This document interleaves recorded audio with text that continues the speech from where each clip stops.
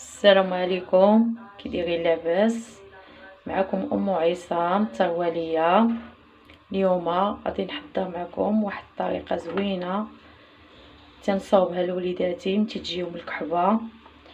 تندير ليهم هاد اللفت هذا زوين الكحبه. تنصح كل واحد اللي فيه الكحبه يدير هاد الطريقه هذه، راها زوينه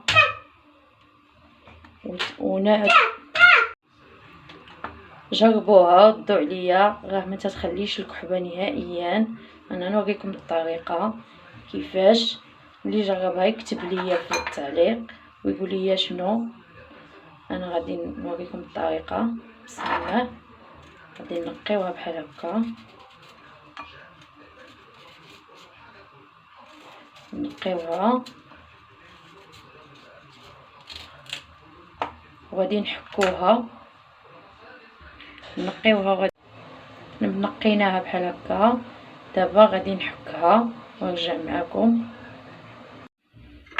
حكيناها الحكاكه رقيقه بحال هكا. غادي نديوها هنا في الكاس، نديوها في الكاس هنا.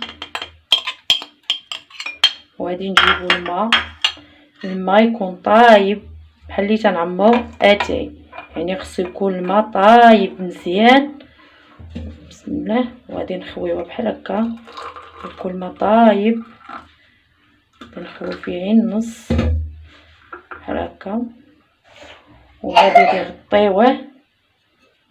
نغطيوه ونخليوه نص ساعه حتى يبرد الماء يولي بارد. وعاد نعطيوه لوليداتكم، نغطيوه ونخليوه بحال هكا ونعطيوها لوليداتكم. ديوه 3 ايام، راه ما تيخليش الكحبه. انا ديما تنديرو لولادي، يعني راه تيعطي النتيجه زوينه.